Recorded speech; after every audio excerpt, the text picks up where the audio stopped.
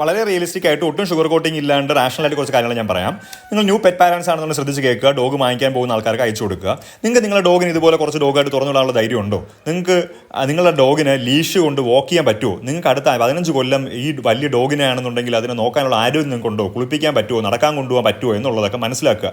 നിങ്ങൾക്ക് എത്ര സ്ഥലമുണ്ട്? വീട്ടിൽ 2 സെൻറ്റ് സ്ഥലമേ ഉള്ളൂ, പുള്ളിക്കുത്തയാണ്, അത് തൂർന്നത് തന്നെ ഡാഷിൻ്റെ സൈസിലാണ് തൂറി വയ്ക്കുന്നത്. അപ്പോൾ അത് വാരി കളയാൻ പറ്റുമോ? വേസ്റ്റ് ഡിസ്പോസൽ പറ്റുമോ? ഹെയറി ബ്രീഡ്സിനെ നിങ്ങൾക്ക് നോക്കാൻ പറ്റുമോ? എന്നെ പറയുകയാണ്, ഞാൻ മക്കളെ പോലെയാണ് നോക്കിയെന്ന്. 7 മാസം അത് കഴിയുമ്പോൾ പറ്റൂല. ഒരു പട്ടീനെയും മക്കളെ പോലെ നോക്കാനൊന്നും പറ്റത്തില്ല. ഡോഗിനെ ഡോഗായിട്ട് നോക്കിയാലേ അവൻ പറയുന്നത് അനുസരിക്കത്തുള്ളൂ, അല്ലെങ്കിൽ ബിഹേവിയറൽ ഇഷ്യൂ ആയിട്ട് കിടന്ന് കരയത്തേ ഉള്ളൂ.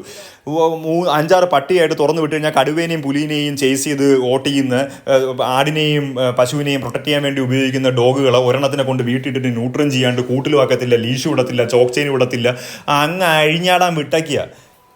എന്നാൽ ഇവർക്ക് ഇതിനെപ്പറ്റി എന്തെങ്കിലും അറിയാമോ? ഒന്നും അറിഞ്ഞുകൂടാ. എന്നിട്ട് മക്കളെ പോലെയാണ് നോക്കുന്നത്. മക്കളെ പോലെ നോക്കുകയാണെങ്കിൽ മക്കളെ സ്കൂളിൽ വിടാതെ അങ്ങ് ഇരിക്കും, കോളേജിൽ വിടണ്ട, ബുക്കൊക്കെ വലിച്ചു കയറി കള. അതേപോലെ തന്നെയാണ് ട്രെയിനിങ്ങിന് വിടാതിരിക്കുന്നത്, സോഷ്യലൈസ് ചെയ്യാതിരിക്കുന്നത്. എന്നിട്ട് പറഞ്ഞൊരു കുഞ്ഞ് ബ്രീഡ്സ് വാങ്ങിക്കാൻ പോയാലോ ഗ്രൂമിങ് ചെയ്യത്തില്ല, ഹെയറി ബ്രീഡ്സിനെ വാങ്ങിച്ചിടുകയും ചെയ്യും. നോക്കിയും കണ്ടൊക്കെ മേടിക്കുക പ്ലീസ്.